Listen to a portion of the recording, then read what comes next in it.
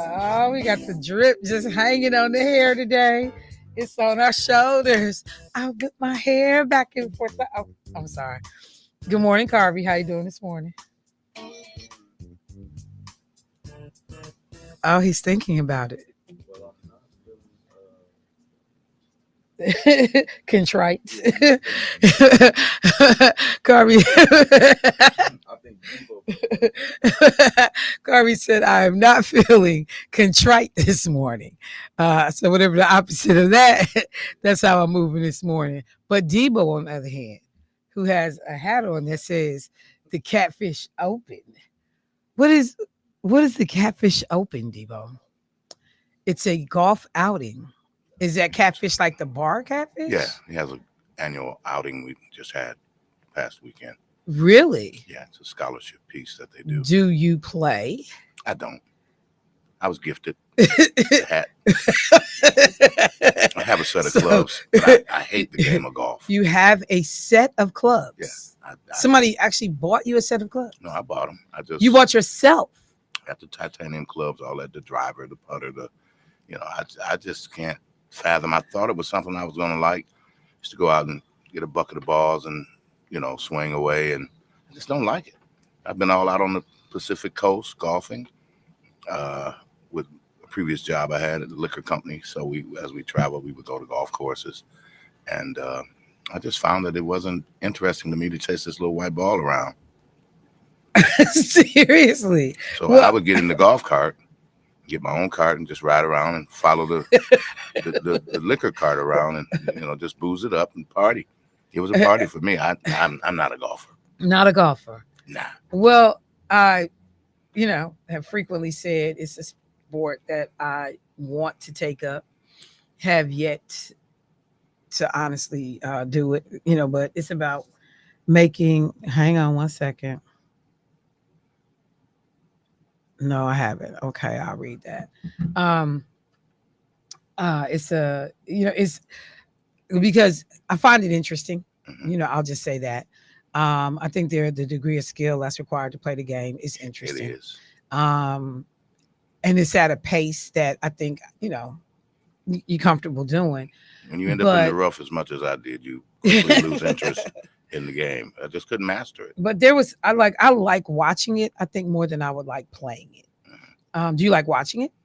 No. Not even watching it. Yeah. I like watching. Unless it's something big, like if Tiger was playing, and history was about to be made or something, then sure, I would sit there and watch Tune in. Okay. Okay. Well, I thought that was cool. I had never heard it. Do you know how long they've been doing that? Well, at least 10, 15 years, I know. Catfish is deceased now, and it's something that they kept going. After. Okay. Yeah. So I ran into a couple guys this past weekend. Was it this weekend? It might have been the last weekend that they told me that they had just played in the Open. Okay. Catfish Open. So it's still going. That's cool. We'll have to probably get somebody in so we can learn about the scholarship opportunities, make sure people know what's going on. Okay. Because that's the one thing I've seen people trying to give scholarships away. And 502 used to have a golf outing as well. I don't know if they do it anymore since Jewel is not able, and then I know Lamar retired. So. Right. Yeah, no, I remember theirs. And the lead up to it, right. It was always right. It was a party all the way up to the moment. Absolutely. And then even afterwards. So well, that's cool. I remember that I looked at and I went back and pulled this article while you were talking. So Golfers Digest. Mm-hmm. There's a publication called African American Golfers Digest. Mm-hmm. And they talked about data in 2021 that said 4.1 million African Americans play golf in the U.S. A big increase from previously only 2.6 million or so was estimated to play. And that was done like 10 years at that time, 10 years ago, back in 2011 when they looked at that data. But, people talked about whether the expense of the game was prohibitive, the time to actually be able to be out there. I know we saw Black colleges, HBCUs struggle to be able to get their golf teams to events. Was it the level of interest or? No, it was the level of funding. Schools, this is not a moneymaker for a school. And there weren't a ton of students playing golf. So I think I talked about it one time on the show how uh, golf coaches were actually putting kids in their cars, Mm. driving them to tournaments, but they could only go, as close as they could get, in a Right, reasonable right, amount of right. time, kids be rested and be able to play. So at one point, a major airline heard about what was happening with these HBCU golf teams and stepped in to say, we'll help get them back and forth to tournaments, Hmm. which I thought was cool. And I don't know Absolutely. which airline it was. Might have been Delta. I'll have to go double check. But I remember same thing. They read what I read, Hmm. and somebody came back and said, "No, we'll help get y'all back and forth because some schools' golf teams and golf programs are incredibly funded." I think the interest of the game, and for me, again, it just wasn't interesting. But when you hear folks like even Tiger Woods and different ones will tell you, it's a game that you never ever really master. I mean, you can have an off day. You might know what you know in the way of skills, but you never really master the game. I know guys that go out early in the morning. They go like to Lincoln Park and different places like that, and they golf, shoot around a little bit or what have you. But I could just never get into it, Michelle. Yeah, no, I mean, like I said, I get it. I see a lot of bros at golf, and I'm impressed. I mean, I should say brothers and sisters at golf, and I'm impressed. Let me clear it up too. I went and googled it real quick. So it was United Airlines Okay. in partnership with the PGA Tour that set aside $500,000 in grants for 51 golf teams at HBCUs like And Prairie just View. like transportation. Yep. Or to help, yeah, they help with different things. That's So it's called awesome. the golf programs wings. And I just thought that was actually super cool. But when you if you look historically, I mean, African Americans have been a big part of the game. We never reached that echelon like that, but certainly, if you look back historically, African Americans have been a part of that golf game, not just as caddies. Right. Well, like I said, it's impressive. I saw the hat. I had to open. I mean, I had Hmm. to open. I had to ask Hmm. because, and I kind of figured it, and I don't know why, because I've never Oh, heard of when you the see the Catfish open, you Open. know what that is. Yeah, but the catfish piece. That's why I was like, "What's this Yeah. fishing tournament?" But I was like, "That's got to be Catfish Lounge." Right. Okay, all Right. right. Absolutely. Well, a lot of things to get to this morning, but let me start where I think is most important to focus energy this morning. Uh, a ton of people are, grappling with the news out of Georgia yesterday, Winder, Georgia, which is about an hour outside of Atlanta, that there was another school shooting. School has been in session for what, a week? Not quite. Today is Thursday, Labor Day. You know, When did they start in Georgia? Because so they, my grandson southern is in Georgia. schools. He started last week. Mhm. Yeah, he started last week. So they've been in session for about a week, and we already are grappling with a shooting, and two students have been killed, two teachers have been killed, 8 to 9 people. I can't remember the exact I number. heard nine and four Nine may four have been deceased. Yeah. updated to 9. Um, had been injured, and I looked at different interviews of students talking about again that fear piece. The student, and let me just pull it up real quick because he had an automatic weapon Hmm. that was used. He had been on I won't say necessarily a watch list, but on a gaming uh, platform. He must have talked or said something about a school shooting, and it made people antsy on the gaming platform. They reach out to to authorities, and it seems like at the federal level, and then everybody keeps making sure they get it to the next level till they get it, to the ground in the community where they can determine where this player is from. Hmm. And authorities end up sending out officers to talk to the family and to, like, Does somebody in this house have a computer? This IPO address. Um, they end up talking to him. He was 13 at the time. Mm-hmm. And he tells the police, oh, that's not me. It must have been somebody else that, was doing this. They using my identity, but it's not me.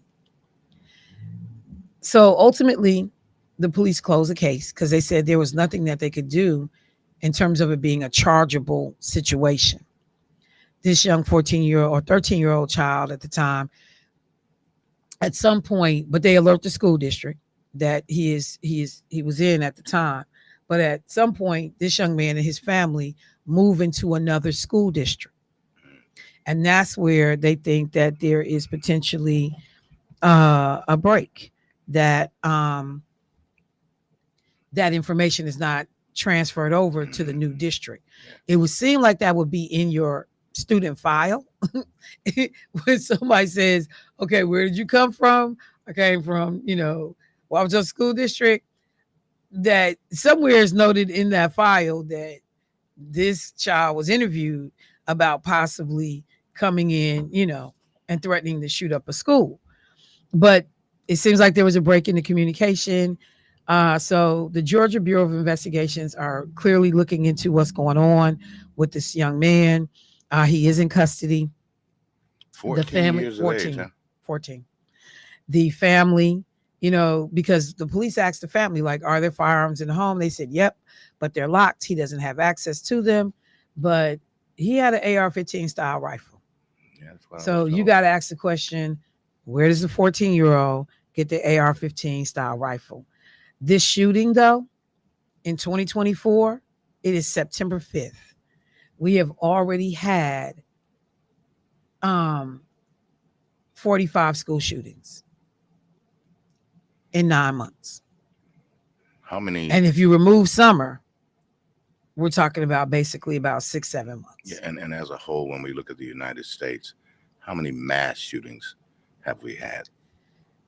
And that's and what kind where of time gets, frame? What are you talking about? let's just say in a year, because mass shootings, of course, could be where. What? How do they deem mass that? is anything over, I think, 3. Yeah. So mass shootings in 2023, according to the CDC, we've had hang on, because they got. I guess the only reason I asked that is because and you don't think something needs to be done with gun control? I mean, at this point, it's ridiculous. Like, it is absolutely ridiculous. Vice President Kamala Harris was on a campaign trail yesterday. She ended up, breaking script on her comments because she had gotten word of this shooting. She since reached out and made calls down into the Georgia community, talking to key folks about what happened. Somebody said mass is anything over 4. I know there's a number, and I thought, like, 3 or 4 can make it a mass shooting, but and I'll pull that number because I'm getting some of the 2021 data. But we know that these numbers are staggering. I was in Las Vegas for the NAACP convention, and one of the things and I stayed at the Mandalay Hotel. Mandalay is where the mass shooting occurred, where the guy unloaded on all of these attendees at a country western. It's the guy that got the room and stayed. Yeah. Shooting down. And these people basically were in a fishbowl. Mandalay Bay. Yep, Mandalay Bay. And I stayed there because it's a beautiful hotel. I stayed there, but I don't care what you do. It's eerie still being in the building, and this is years later. But you understand what happened. So the thing for me is, this morning, how many parents yesterday took time to talk to their children? Grandparents, foster parents, anybody that's in a caregiving role. How many schools this morning, even though this did not happen in Wisconsin, is MPS or other school districts prepared to have people on site, on campus, in these buildings, that if any child is experiencing a degree of trauma and or stress connected to what happened down in Georgia, that there's somebody there to talk to that child. Is there anything that's going to be said to our children to help them with feeling safe? Because most people today have access to a cell phone, including students. When these stories break, they popping up on your feed instantly. I mean, you can see it, you know something major is happening because you can see everybody's head go down. You can hear everybody's phone pinging or watch their animation as they read these text messages, and you see people go, "Oh my God, not again." Dang, this is crazy. Um, and when we are talking about young people, so school has been suspended, at this particular school, and I think in the district for the remainder of the week. Okay, that's 2 whole days, today and tomorrow. And then kids will have to figure it out and be back in gear and ready to go again on Monday. But if you're one of the children who saw the actual shootings, if there was a young student that was interviewed who said that he was in her classroom and he got up and he left the class. And she said at their school, the doors automatically lock when you leave the classroom. So he got up, he left the class. She said, and then he came back, but the door was locked. And they hadn't opened the door, I guess, quick enough or whatever was going on. No one had opened that door. And she said shortly after that, she heard gunshots. So this young student says, I believe had he gotten back in the classroom, he was coming back in there to shoot at us first. Probably. And there were reports that there had been calls made to the district and the authorities to let them know there were going to be 5 school shootings that day, yesterday, at this school district. And that the very first one, according to the caller, was going to be this Appalachian school. Hmm. They said this is going to be the first place that the shooting jumps off. So this 14-year-old could have just been talking. You know, I don't know if they thought I'm going to be able to leave this school, go to others, and do the same thing. If there was actually anybody else involved in the plan, Right. but the question has to be, I gotta go to break, but the question has to be, what do we do to deal with the mental health of our children who hear these stories every day? Somebody played a clip from Donald Trump talking about a school shooting that occurred while he was out on the campaign trail one time. And he said, "Oh, this is terrible. It's terrible. But we got to get over it." And he's just like, "You got to be kidding me, man." Like, so Barron gets killed, you know, God forbid, in a school shooting. And that's what you're standing up telling parents. You're a parent of multiple children, but you had one that's in high school. Barron's now getting ready to go to college. They just announced he's going to go to New York University, NYU. But you literally said, but we got to get over it. I don't think that there's anybody that's ever lost anybody that will tell you, I got over it. I learned how to deal with it. I learned how to manage it, but I never got over it. Let me take a break. Michelle Bryant, WNOV, 860 AM, 106.5 FM. Be right back.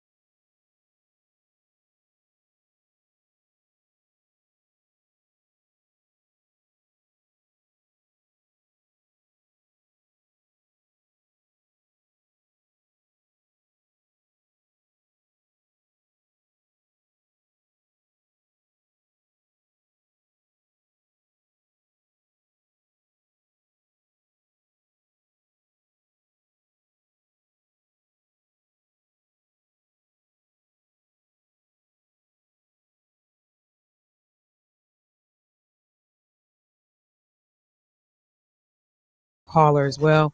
Let me get the caller in first. Hey, caller, what's happening?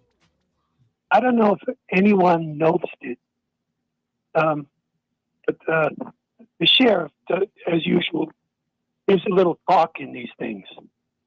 Goes up to the mic, and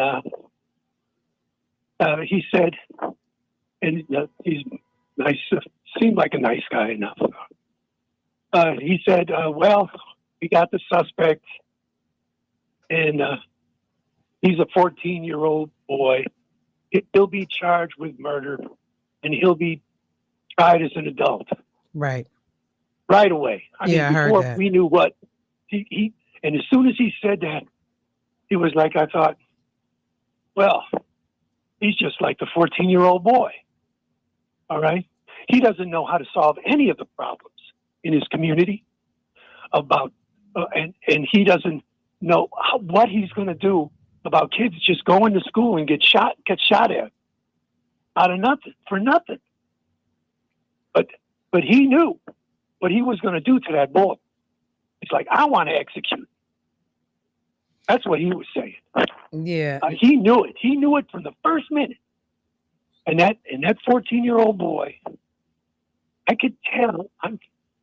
It was the same thing. The 14-year-old boy. I don't know what's wrong with my brain. I don't know what's wrong with my family.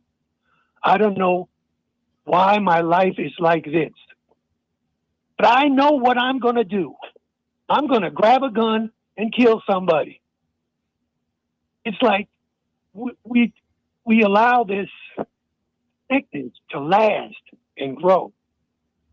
And then when it shows up, it's like, okay, we're gonna kill the wound.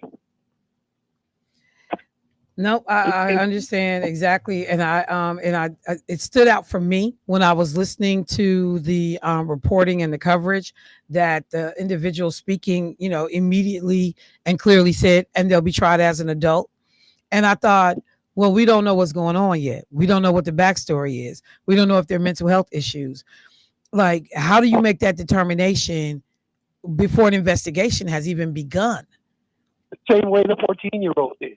Yeah. And so you're right. It was irresponsible to me to have said that and show that, number one, if this is a person who has the ability to help shepherd this case through the system, that it's already determined in their mind that this is the route we're going.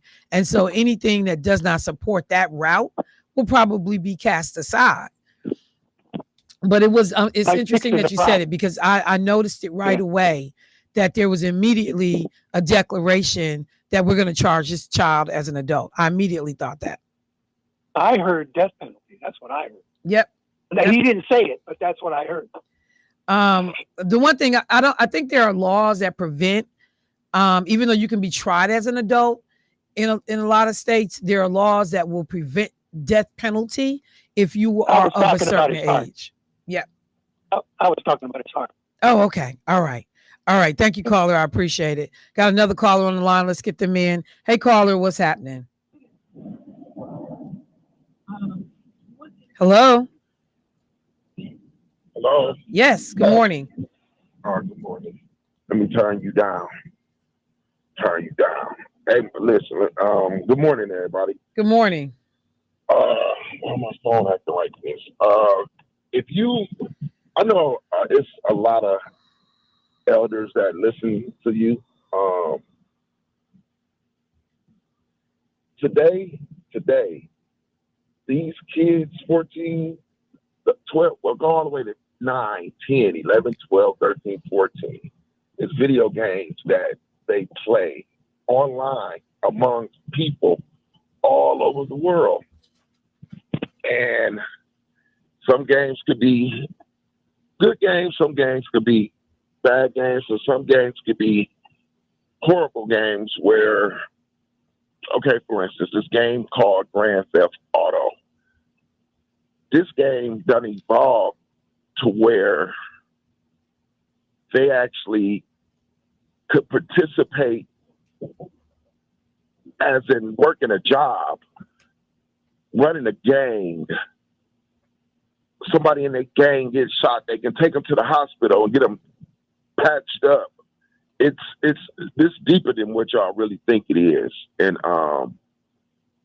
they got to start. I mean, the government got to start doing. Not allowing these games to be put out here because they're causing problems. And to get a gun, like they're making guns. If you had a printer and you get the specs, you can literally make your own gun. And all you need, the metal parts, is to go to the hardware store, and it's all together. You put it all together. So think about, take the time and go on YouTube and say Grand Theft Auto. You'll see these individuals playing this game, and you'll hear them talking. People all over the world. It blew my mind when I saw a plan, and they took these individuals literally took them to the hospital. It's cops, doctors, it's gang members, it's people that work at the store. It's just like a real life event. And it's that is affecting the kids. That it's bad. I think that we have, long talked about what we believe may be the impact of some of these violent video games on children.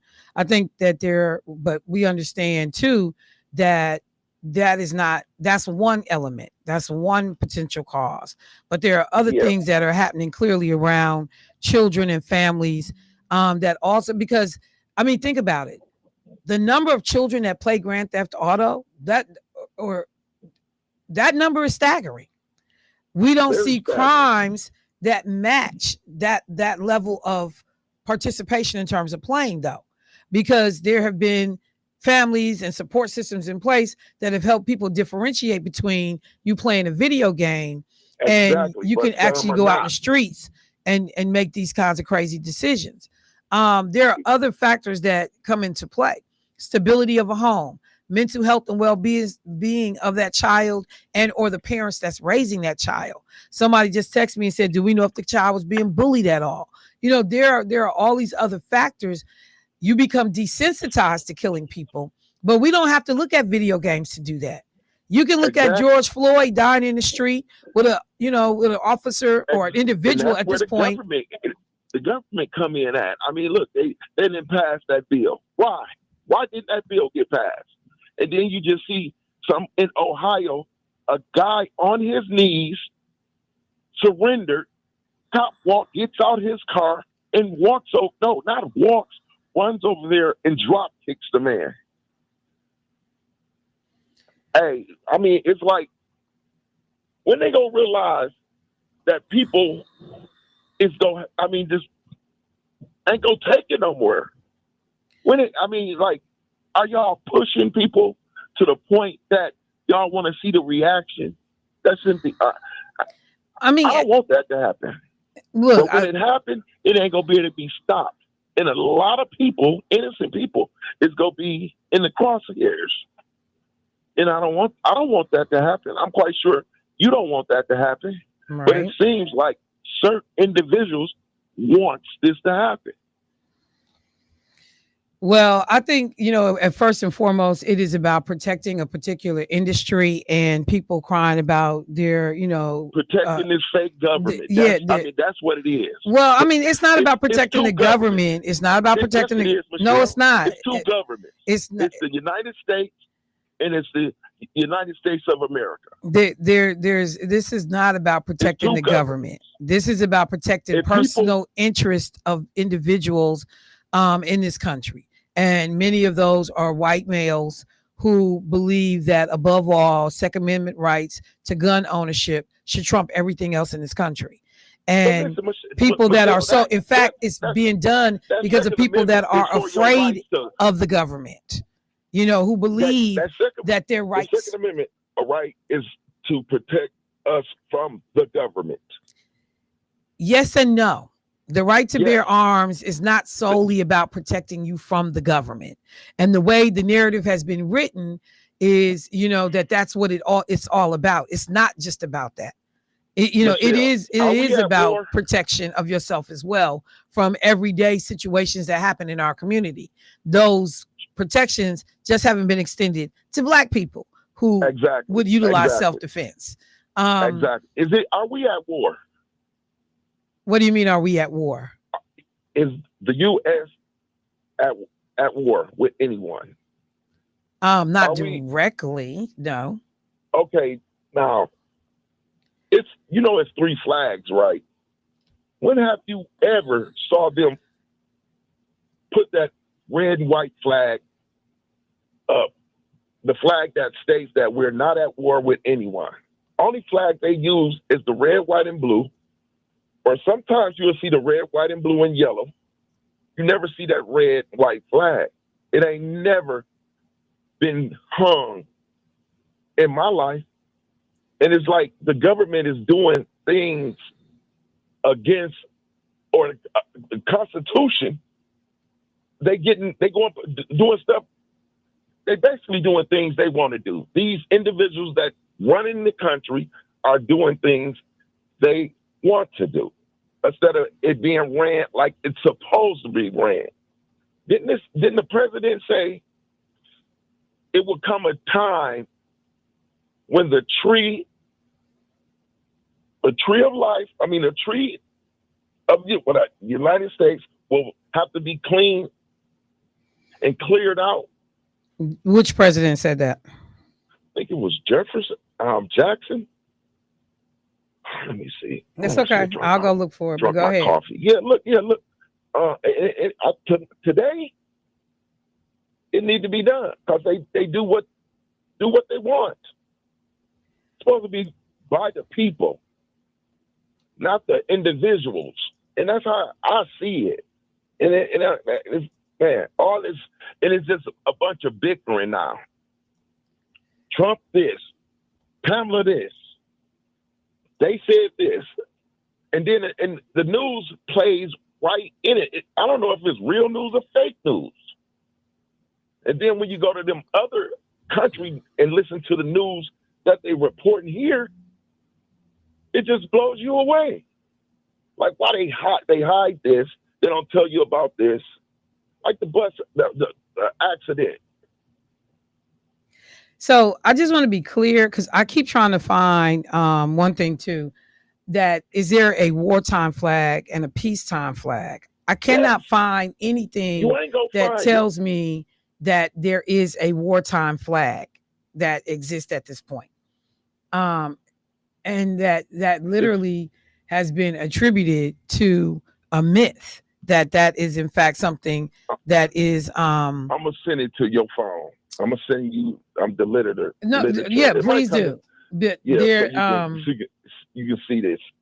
Because I've seen other things that said, yep, the American flag that are used in different contexts, a war flag and a peace flag. The war flag includes a golden fringe around the perimeter of the flag, meant to denote that the flag is being used in a time of war or national emergency. And then there was some other information that was provided. But right now, it's saying that may have been done in the past. That was done in the past. That's no longer what's done today. The same flag fly. But it's not done because we're not at war. It's because we no longer use two different flags to connotate war and peace. It's simply one flag now for everything. That's what I am reading.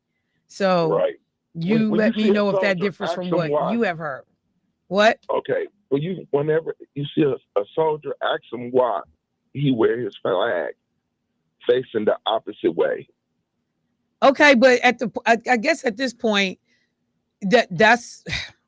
I know. Okay, I'm getting off subject. Yeah, I'm just gonna say it's not a part of the bigger, broader conversation that we've got to get to about how we deal with gun violence and what's happening in these schools, how we talk to our children about it, how do we make these kids feel safe. I'm also getting other stories that are, referencing the fact that the young girl, when I talked about the student left the classroom, that potentially the student went to the door to open the door, for them and noticed that there was a gun or a firearm in the student's hand and wouldn't open the door. He goes to the classroom, shoots up the next classroom. Either way, as these stories begin to come out and unfold, we cannot continue to do business as usual in this country. Michelle, we know this going on. Okay, they got locks on these doors now, right? It Some should be a panic button on that wall when somebody sees a kid where they can push that button and them doors automatically lock.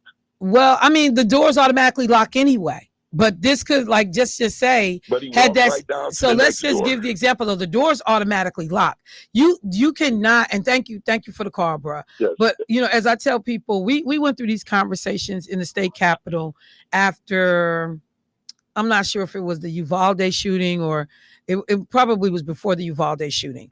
But in the state capitol here in Wisconsin, we went through these conversations about what we needed to do.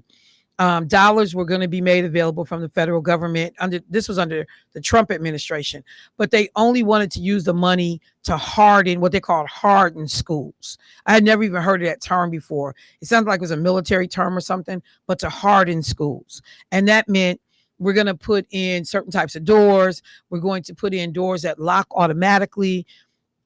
The way the schools were set up, it all had to do with infrastructure and how we would address school shootings. Nothing, really in terms of money and resources for mental health, money and resources, or the legislation that was needed to make it difficult to get bump stocks, to flip a gun from being, just a regular gun to being a semi-automatic or a gun that had the capability to, be converted to something akin to an AR style rifle. None of the things in terms of background checks, closing the gun show loopholes, in which people didn't have to have ID to be able to purchase firearms. None of the actual things that dealt with getting guns out of people's hands.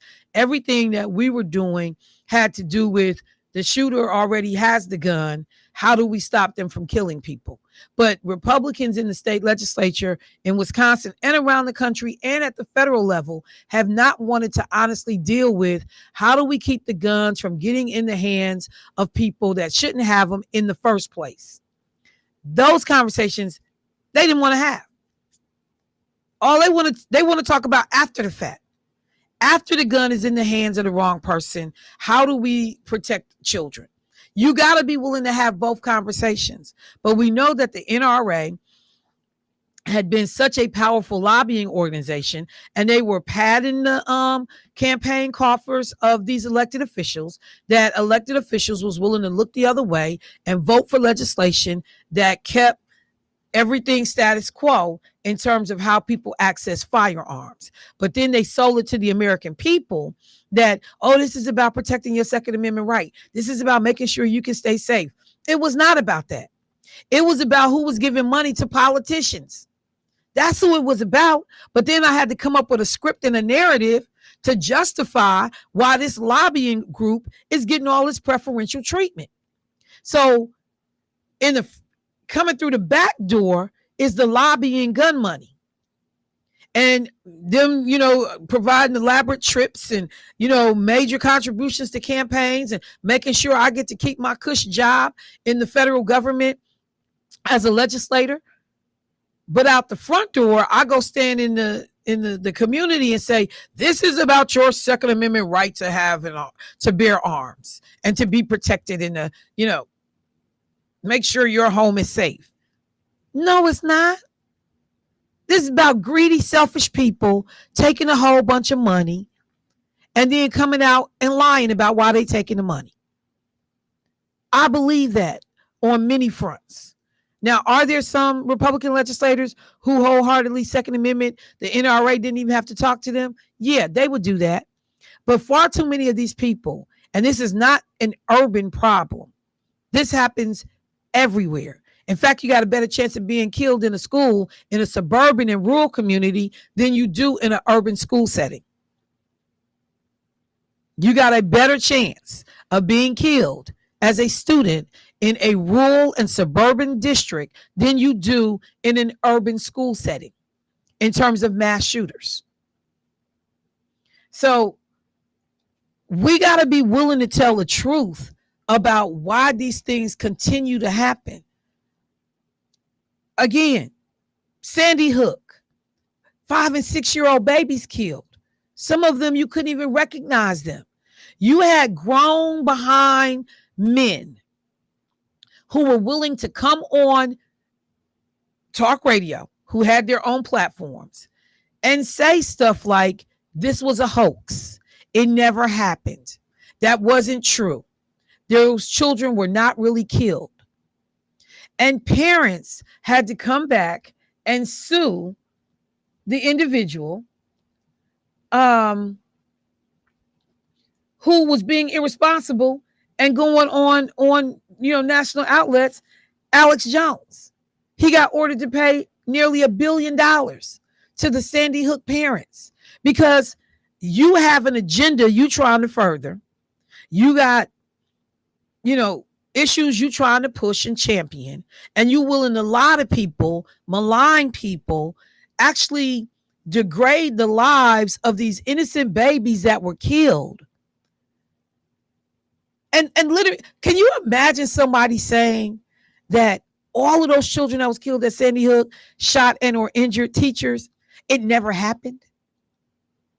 Like, what would happen to me if I stood up at somebody on this platform with a mic in front of me and said, yeah, the Waukesha Christmas parade shooting, yeah, that never happened. Those people are lying. They're lying. Never happened. Just trying to put a black guy in jail. People would skewer me, and they should. I'm talking about hang me out to dry because I know better. Alex Jones knew better. And then now, has tried to figure out every possible way to get out of paying these people because you was willing to go before the public and tell the same lie over and over again. What drives you to tell a lie like that? What drives you to tell a lie that an elementary school was not shot up and all these children were killed and lost their lives? Power, greed, money. That's it. And it trumps right and wrong. Power, greed, money. So, to the caller's point, he said there needs to be a button or something that people can do to quickly alert authorities. Let me just say that in this particular school, 1 week before this shooting, there was a new technology that was just put in place that works kind of like an ID bracelet or like a panic button, I've fallen and I can't get up kind of situation. This company that is called Syntix was able to work with the school district to get these buttons placed in the different locations that would immediately notify police, providing digital mapping, real-time location capabilities, a wearable panic button for school and district staff. Like, think about this happened. So the police were notified as soon as people hear that first gunshot go off. I don't have to get to a phone. I don't have to try to get to the panic button on the wall in the classroom. I don't have to call the office because that was the stuff that was going on at Uvalde. People trying to figure out how to call somebody, who to get to somebody. Teachers were literally able to press a button that was on their person to alert local authorities, we got a situation at this school and we need help up here. Because sometimes things will happen in a classroom and the office won't even be aware that it's going down. They haven't, the information hasn't been communicated to the office yet. And I've been in buildings where the principal is out, the assistant principal is out. And while there is a chain of command in those schools, but also keeping in mind, Michelle, that this stuff is happening in real time. Exactly. So it's not like you got a pause in there. It's happening. Right. And to be able to have the wherewithal to I need to find, like in the state capitol, we have panic buttons in each office. But where those panic buttons are set up and how you get to those panic buttons and how many places those panic buttons are placed in the office has always been something to me that was problematic. I won't talk about where those panic buttons are, but you need to be able to have the wherewithal and the presence of mind to get to the panic button. Mm-hmm. And if you get to the panic button, it's quicker than trying to call the police, but I got to get to the panic button. Right. You know, some of them are not readily available if I'm not in the right spot in the room, you know, when something crazy happens. So there are only 6 states that right now require this type of technology in classrooms. It literally was just installed in this school a week ahead of this school shooting. And may have saved lives. So one of the things that they say is that 2 officers, I think they were campus officers, actually were able to apprehend the student. But definitely you got people responding in as fast as possible, as fast of a time as is humanly possible. Let me put it that way. So let me just acknowledge the names of the victims. Mason Shermerhorn, 14 years old. Christian Angulo, 14 years old. Richard Aspinwall, a teacher.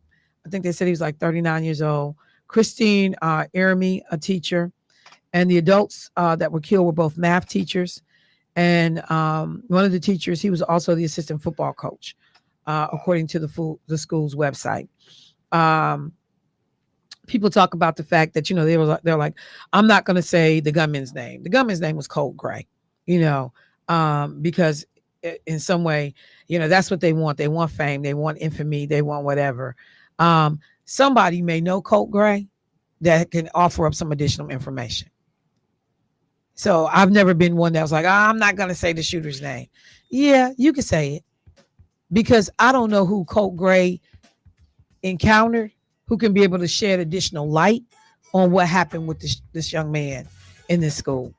Let me go to break. Michelle Bryant, WNOV, 860 AM on 6.5 FM. I'll be right back.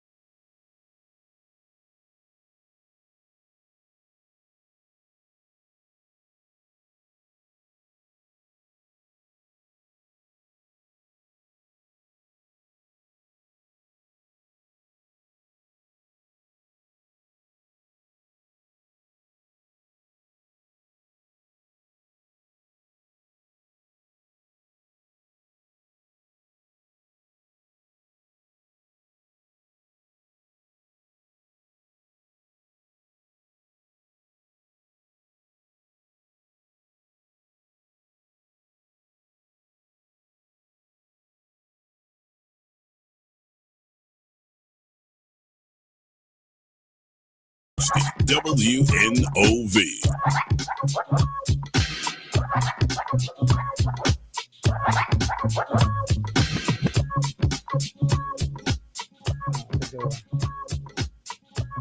All right, family, welcome back to the show. Somebody actually hit me up on a text message and said, Michelle, like I guess basically was challenging me. When did Trump say that? I can't believe people so like before you even sent me the text message, you could have Googled it. You didn't have to send it to me. you literally could have Googled when Donald Trump said what he said, telling folks after a school shooting that they just had to get over it. So I went and pulled a story. I just like, why y'all try so hard to defend foolishness, man? This is at the beginning of this year. Remember, I said there have been 45 of these type shootings this year. And in January, school had just started. Donald Trump was speaking about a school shooting that happened in Perry, Iowa. Okay. Like some of these, we don't even know. Like, did I hear about that one? Because it's been so many. You can't even keep track of all of these shootings. But Perry, Iowa, there's a school shooting and a 6th grade child is killed and 7 others are injured, students and staff members. 17-year-old gunman, whose name was Dylan Butler, killed himself at the scene or after the shooting. I'm not sure if it was at the scene, but after the shooting. Donald Trump waited 36 hours to say something about the shooting. Now think about Kamala Harris is in the middle of a campaign stomp yesterday. Gets word of the shooting from her team somehow and breaks from what she's saying to address the fact that this shooting has happened down in Georgia. And she goes on to say, it does not have to be this way. Like there are things that we can do as legislators, as the federal government, to ensure that it does not have to be this way. America leads the world in this nonsense that happens on these campuses in academia. And so Donald Trump, after breaking his silence, he says, quote, I want to send our support and our deepest sympathies to the victims and to the victims and families touched by the terrible school shooting yesterday in Perry, Iowa. So he waits 36 hours. You want to resume being the leader of the free world. You wait 36 hours to respond to a school shooting. Okay, that's fair. Do your thing. He goes on to say, quote, it's just horrible. So surprising to see it here. See, that's that ignorance, because it don't happen in Perry, Iowa. It happens in Milwaukee, Wisconsin. Fact check, bruh. No, it don't. Now, don't let me speak too slick and then we end up getting a situation. But right now, y'all gonna stop playing about where these shootings happen. They happen in rural and suburban America primarily. He goes on to say, but have to get over it. That's how he phrases it. But have to get over it. We have to move forward. That's it. No solutions. No, what can we do? No stricter gun measures. We have to get over it. So I don't have to make up stuff about Donald Trump being insensitive, desensitized, ridiculous on gun control. You can read it for yourself. How do you say 36 hours out loud in a situation for the public to know what you said. A 6th grade baby is killed at school, 7 others wounded, and you say, yeah, we got to get over that. It's terrible. It's awful what happened, but we got to move on. I don't have no solutions for you. I can't offer you up a way to make this not happen again. I don't have any reassuring words. I don't have anything I can tell you about safety. I'm just saying, hey, y'all, we got to get over it. We got to move on. We got to move on. And people are like, well, that's why we need police in schools. The whole Uvalde Police Department was damn near there at the shooting down in Texas. They ain't do nothing. They ain't stop nobody. They was all huddled in the hallway while the shooter was killing people. So it's not an automatic guarantee that because police are on the scene that something immediately is going to happen to save people. But the difference in the response, this is just one more indicator when people are trying to make decisions about who I'm going to support in 2024 in the November election for president. We got all these other races too, U.S. Senate, state races. There are other things on the ballot for sure. But we can't act like this presidential race is not going to be consequential. We can't pretend or, downplay the significance of who sits in that office come January. We cannot. As people were discussing, what do you think is going to be the ebb and flow back and forth of the two candidates? We still talk about how Donald Trump went and stood behind Hillary Clinton to be an imposing physical force behind her. Height difference was crazy. It cracked me up this morning to hear a non-Black person say on a morning talk show, yeah, he's going to be standing on stage with a Black woman. That's a prosecutor. It's not going to be the same thing. Black woman, that's a prosecutor. It's not going to be the same party. There will be clear differences in how things happen. But as Donald Trump was in Pennsylvania yesterday, and he trotted out more, the personal attacks. Again, this whole wanting to question, whether or not Kamala Harris is smart, all because they're stupid, academically challenged. Like, how do you deal with that? And then to tell people, like, if Kamala is elected, this will be the greatest, thing since the Depression, and people will definitely, somebody said, Michelle, this is what I mean about calling balls and strikes. How long did it take Biden to go to East Palestinian? Okay, hang on one second, because I got an answer for you. Hold on. And I don't mind answering questions in real time. Hang on one second. This was the train derailment. I just wanted to make sure I pull this up.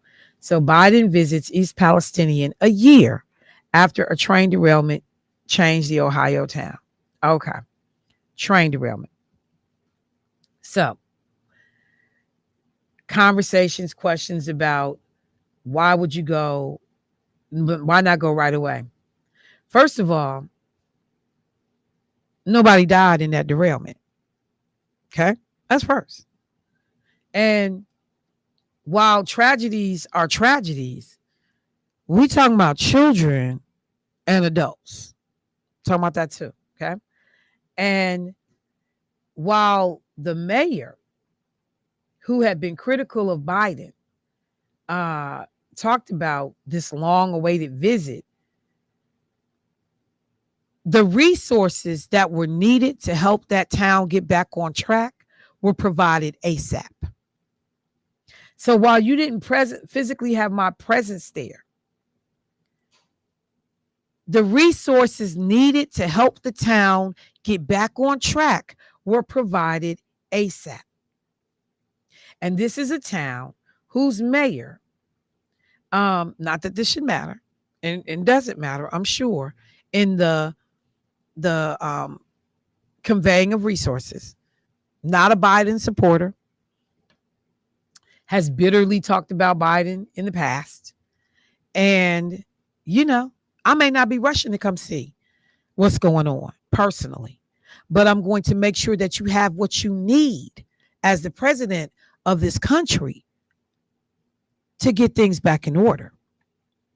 So this isn't always about that I need to personally show up, but a statement got released right away.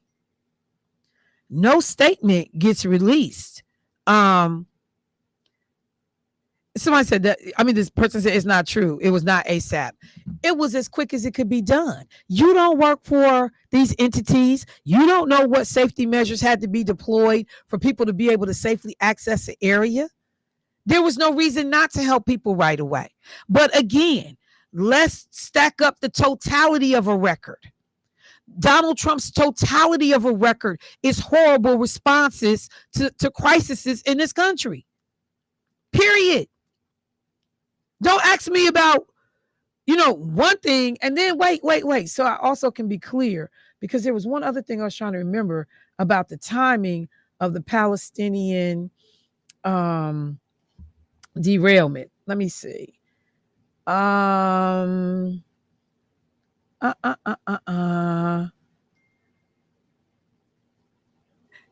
we really came in to help with cleanup. That's what the U.S. government came in to do, is to help with cleanup and resources for that.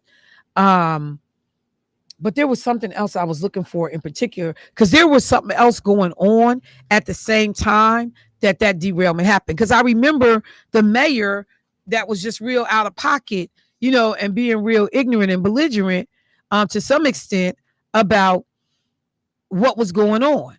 But again, to the person that's texting me, fam, I'm looking at the totality of responses and a record. And when you do that, what did Donald Trump do? You talk about the Tiki Torch boys showing up in their khakis. The young woman gets killed. There's good people on both sides. He always puts his foot in his mouth when it comes to dealing with these situations. Gold Star families, people in time of crisis and need, him and the black woman, that's the wife of one of these military, individuals. It's a back and forth in drama. Like, he got a track record, fam. Don't come asking me about Joe Biden and a train derailment in which nobody died. Don't come asking me about that. Talk to me about a record, a consistent record of Donald Trump when empathy and leadership was required, showed up. How you turn the Arlington Cemetery situation into a ruckus with a woman ended up being pushed for the second time. See, that's the, throw the ball and hide your hand foolishness. What about the derailment? Because I don't want you to talk about the litany of examples of Donald Trump when empathy and leadership and decorum was required. He showed up in his buffoonish way and made the situation worse. He rarely has shown up and made a situation better. Rarely has done that. And it's just so sad that you as an individual don't understand that, because the examples are lengthy. Joe Biden is not running for president. Donald Trump is. That's who we're talking about. So do you want to provide examples of when he showed up and made it better? Because I'm going to tell you, you're probably not going to be able to find them. But I can give you example after example after example of when Donald Trump inserting himself into a conversation or showing up in his role as president or somebody in leadership that was supposed to make a situation better, he made it worse. He made it worse. That's the MO. He does not play well with others. He's a buffoon. He has no decorum, no couth, no manners. It's just clear. It's clear. I have one issue to another issue. You want to go to an entire record. No. Apples to apples, not apples to pears. You know what? See, I'm going to stop engaging you because you irritate me right now, because this is not apples to apples. We're talking about loss of life and death in terms of school children. And you're talking about a train derailment, which created more of an environmental concern. So this is not an apples to apples comparison. It is apples to pears, what you provided. This is not apples to apples. Loss of life, multiple loss of life in ways that could be prevented. Even in the train derailment, they believe it was the conductor's fault that train derailed. But the federal government has a direct ability to respond and do things to change the outcomes for school children in this country around school shootings.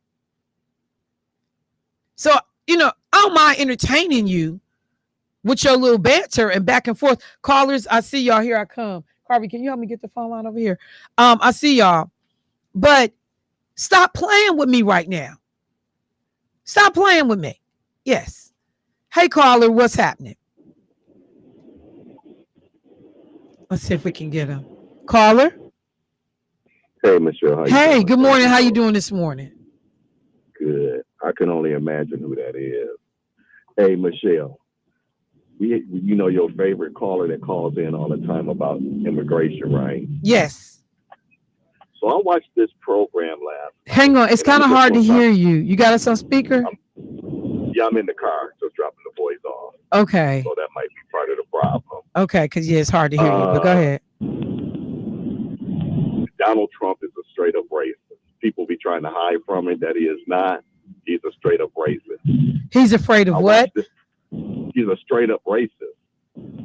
Oh, okay.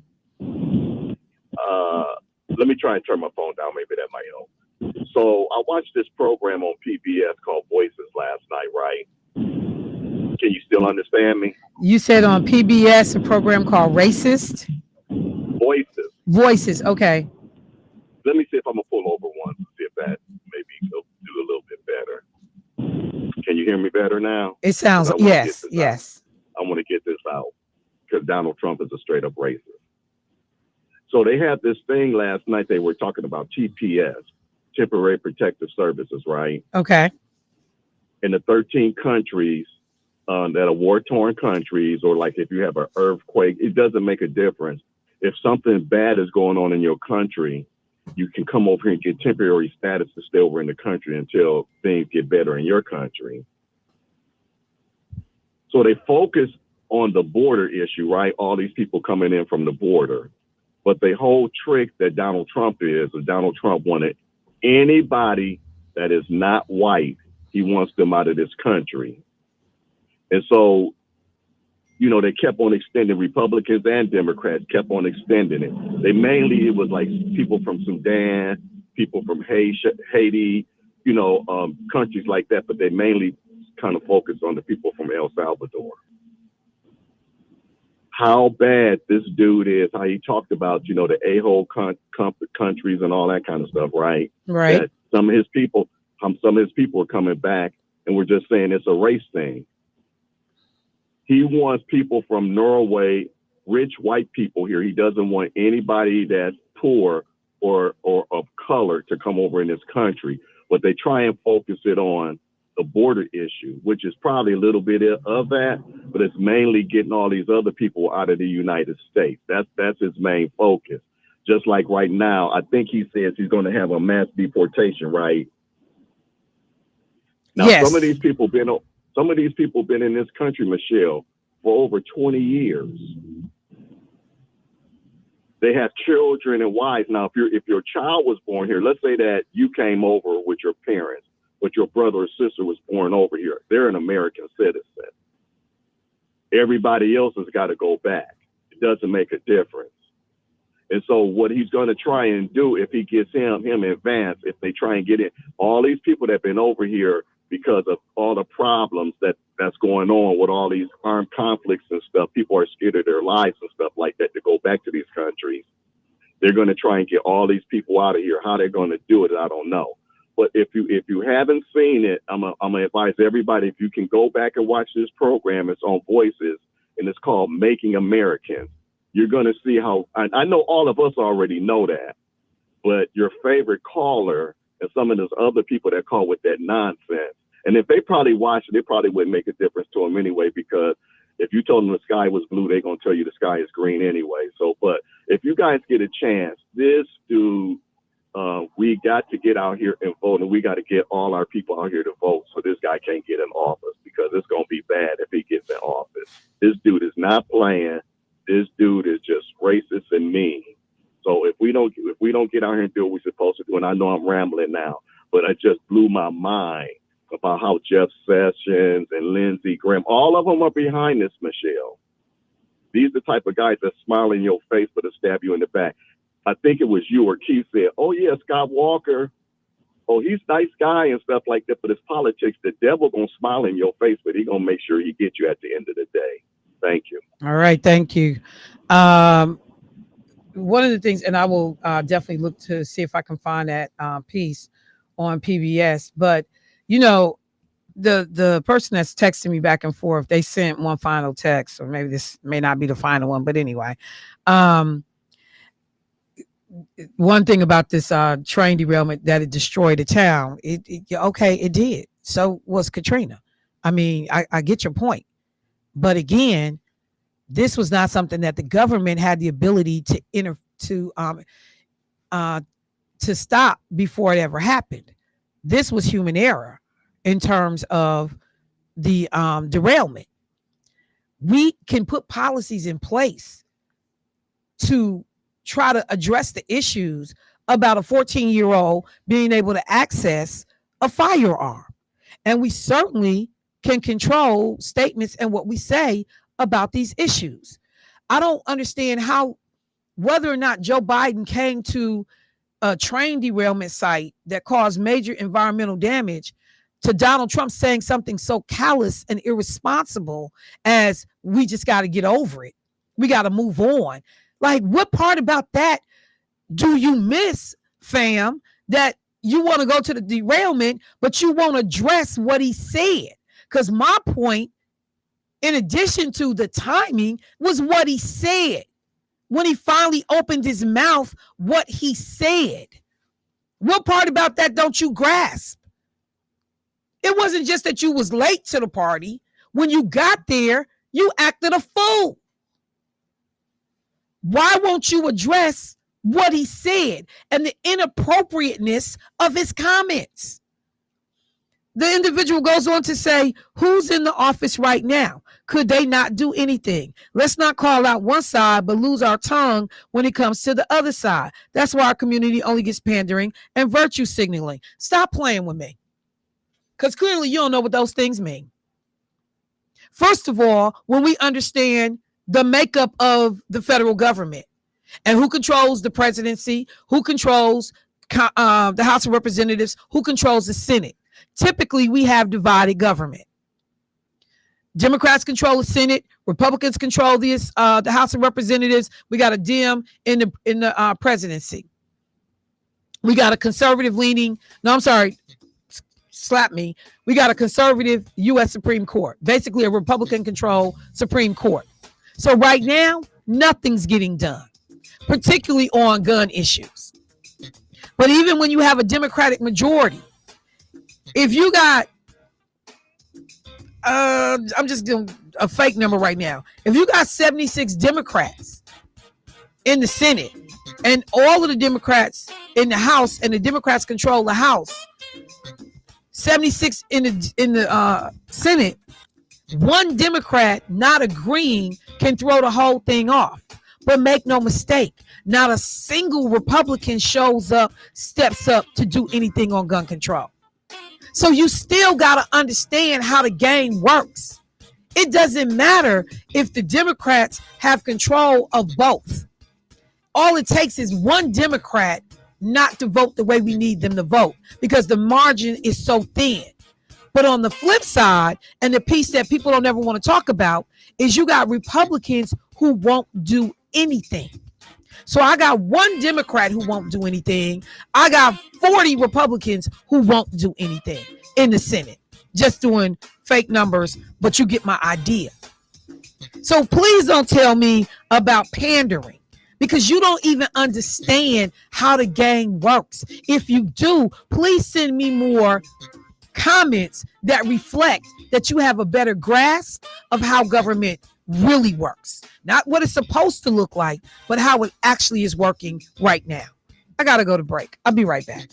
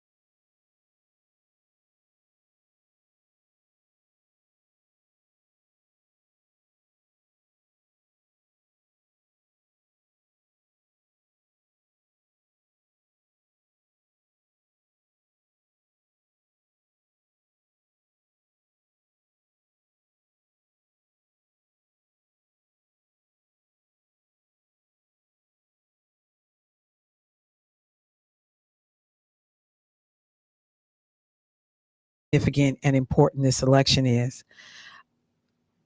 I have tried to commit to daily making some kind of references to what's needed to have numbers show up at the polls in a way that reflect that urgency, that significance, what we have to do to be engaged and involved.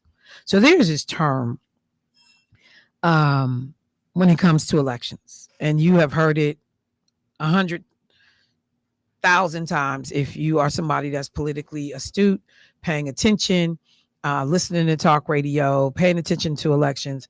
That phrase or that acronym GOTV. You know, it is GOTV, a GOTV weekend. We got GOT efforts underway. We got dollars for GOT. We got grants for GOTV. And I'm saying GOTV. We got grants for all those things. GOTV stands for Get Out the Vote. And it speaks to what we have to do to either get voters registered, to increase turnout during elections. We know that races are won and lost based on voter turnout. We know that there have been things done to get fewer people to come to the polls, because when more people show up, they tend to vote or lean towards a specific party. So there are a lot of efforts that are underway, have been forever, to keep certain people at home. Black people in particular have been targets of those efforts to stay at home. And we're given a ton of disinformation and or misinformation about candidates, about the significance of our vote, about whether or not it really matters. So we've seen all the games. We've seen billboards in our communities that have given us the wrong date for elections. We've seen people come and try to scare people. We actually had people say if your utility bill was behind, you couldn't vote. Like anything that folks could say. Down in Florida, somebody had sent me a text message yesterday that said, can felons vote in Florida? We remember the big push and work that was done to be able to ensure that people with a felony conviction that were out and had served their time could begin to vote in Florida. And so they were able to successfully get that passed.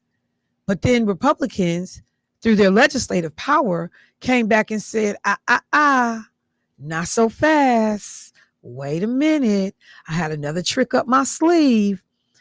Y'all ain't ready for me.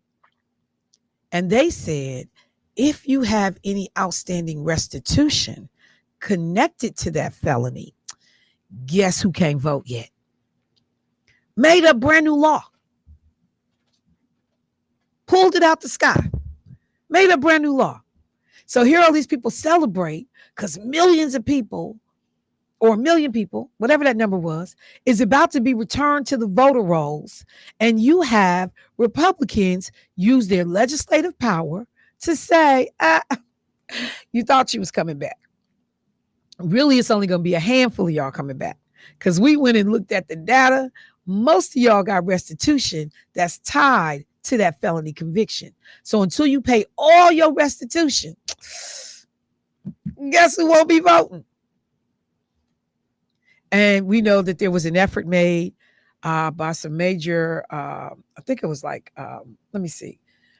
I know rappers in the industry who stepped forward, different people, to say, look, we're going to pay these fines off for these people so that these people can still vote.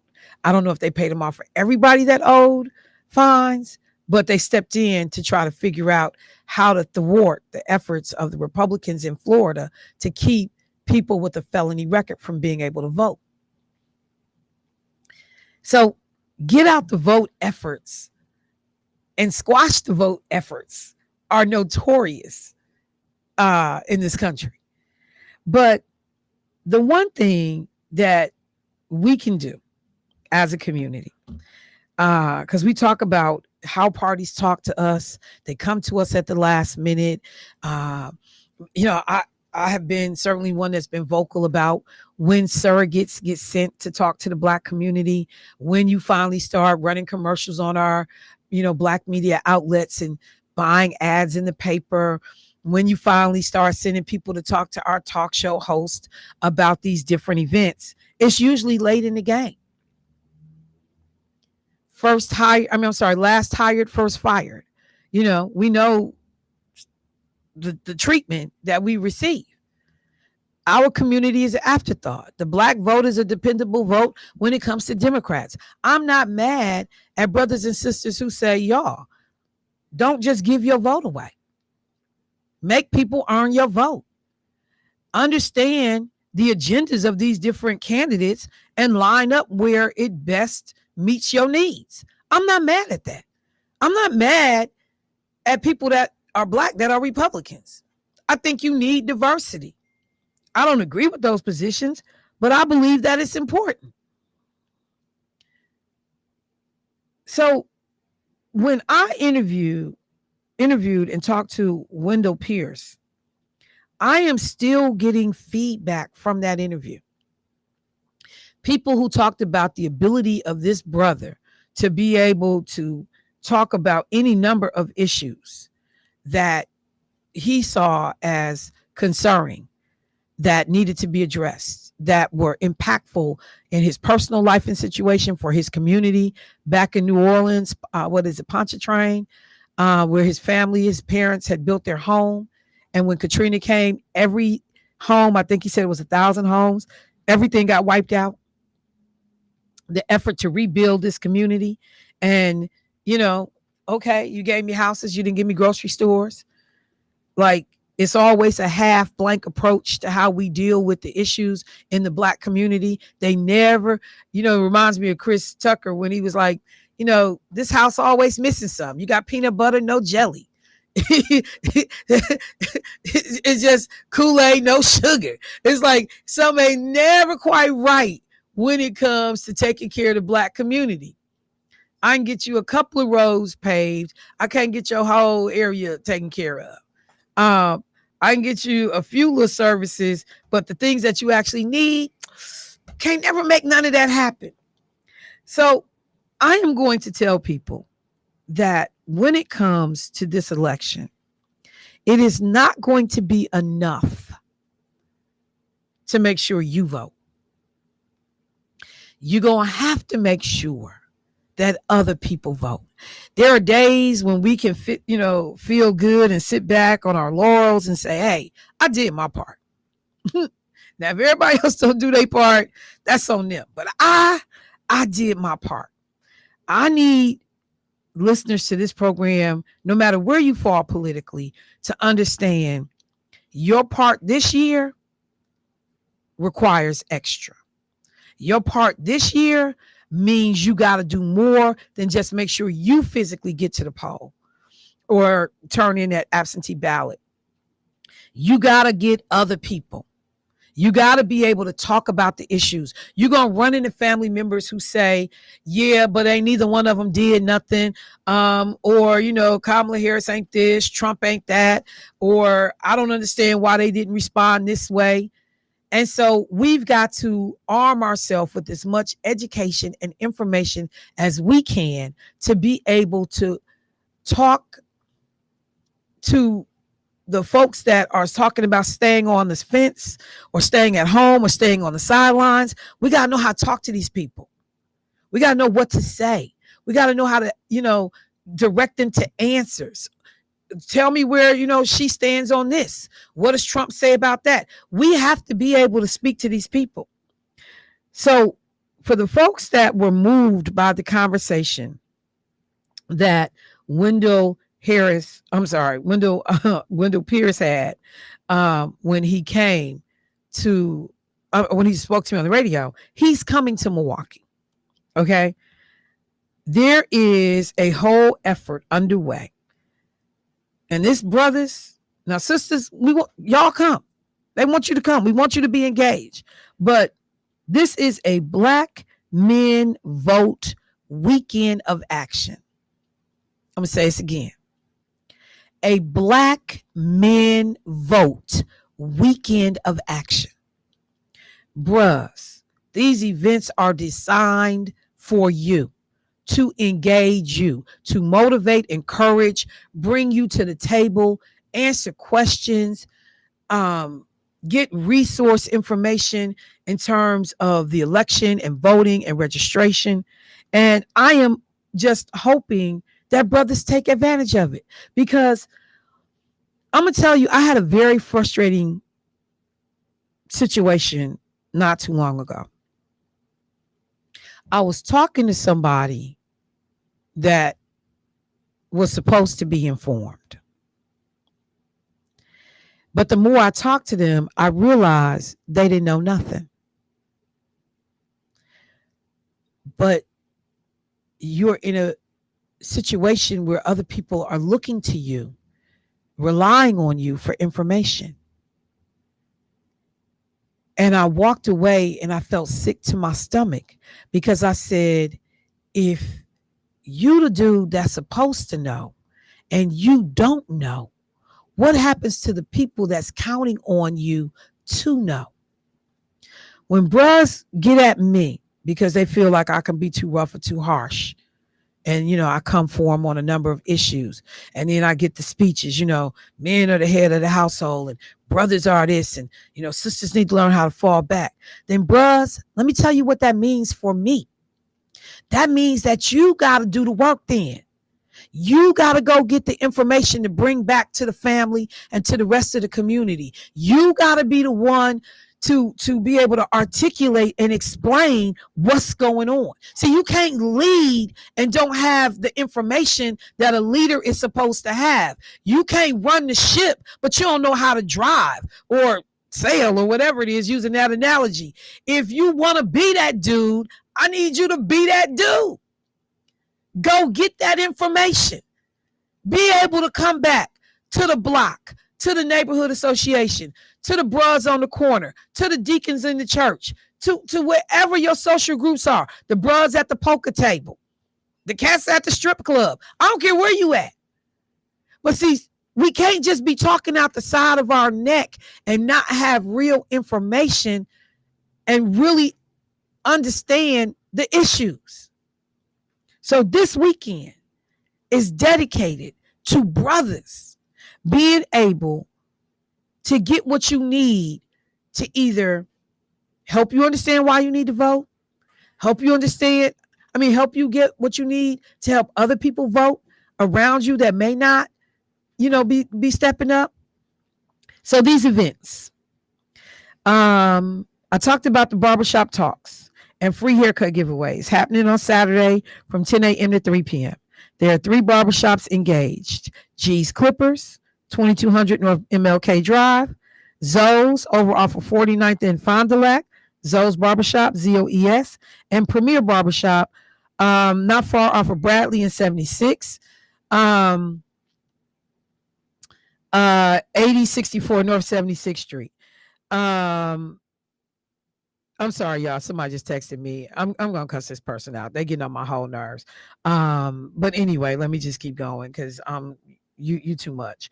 Then you got the film screening that I talked about, The Barber of Little Rock.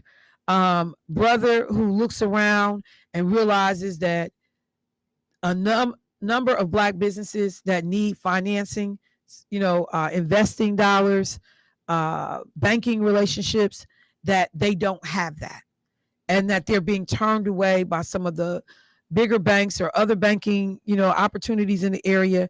And so he decides that they're going to start a bank of their own. And what this individual is able to get done, as we talk about self-sufficiency, building up our own communities, what we can do to help ourselves. And so the special guest at that event of the film screening, The Barber of Little Rock, which is happening at G's Clippers, that's going to be at 5:30 p.m. on Saturday, is Wendell Pierce, the brother that I was talking to, that, as he reminded me of the name of the character, Michael, in the movie Waiting to Exhale with Leela Rashawn, the scandalously corrupt elected official on Chicago PD.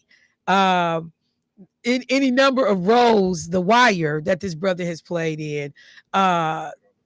Get on the Bus, that's Keith's joint. That was Terrence Rays. He's like, no, that Rolo get on the bus was the move. He got kicked off the bus. He got kicked off the bus.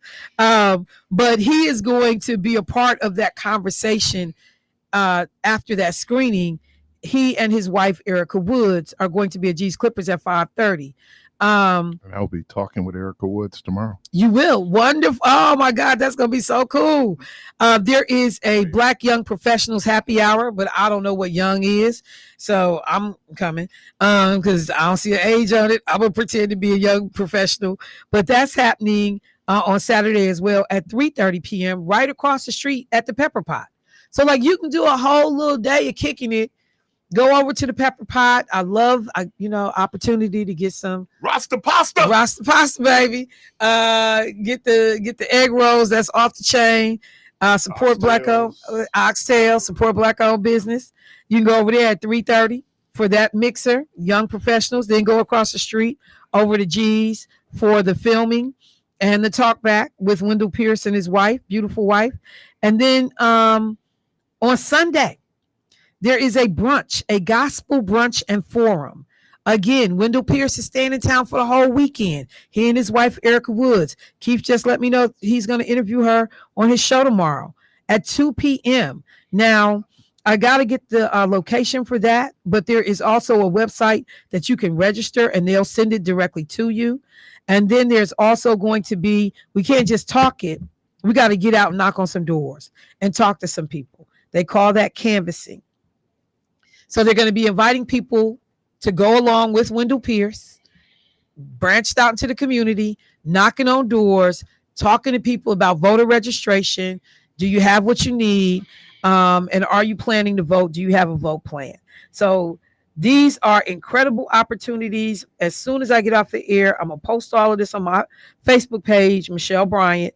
But I just need people to understand that you can't say don't nobody talk to us. And you come to me at the last minute. This is September. We 60 plus days away from the election.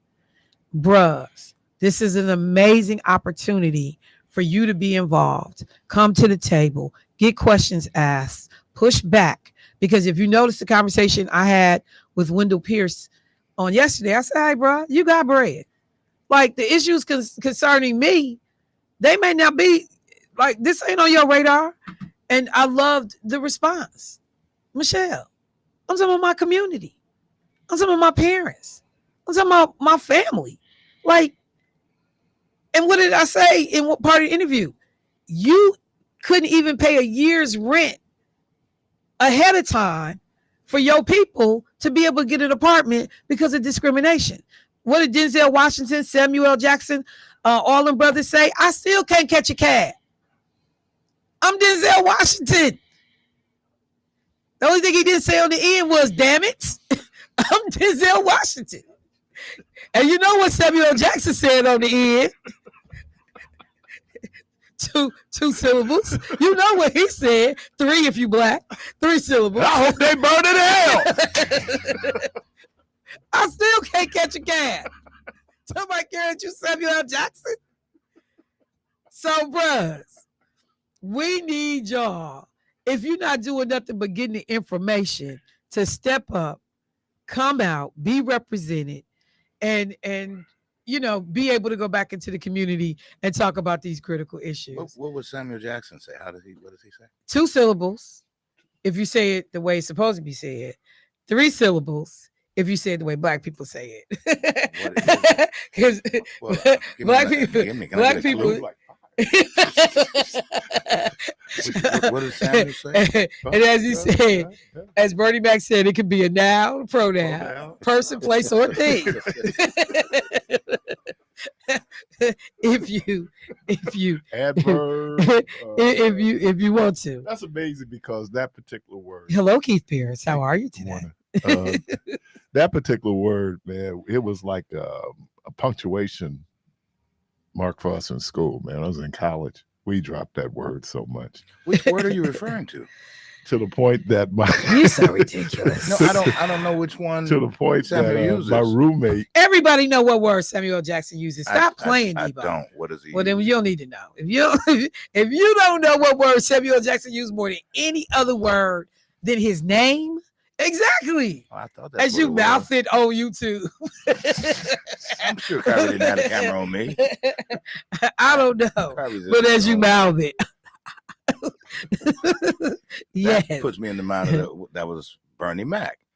That joke he tells at the end where he I called his mama because I started to whoop her up.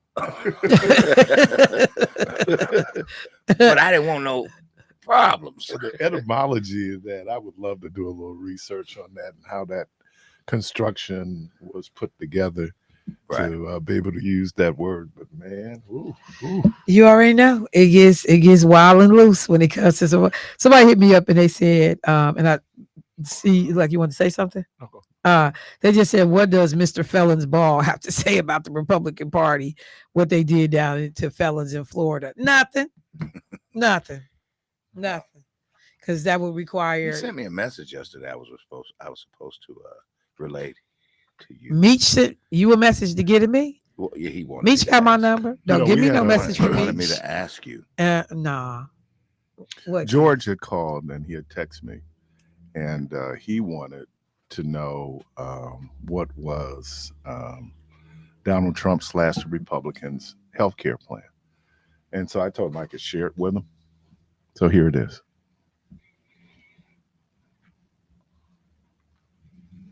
Yes, that's exactly what it is. Did everybody get it? Okay. Nathan. You've been talking about crickets we just Well, you know what? No. There is some action because it requires taking away what is currently in place.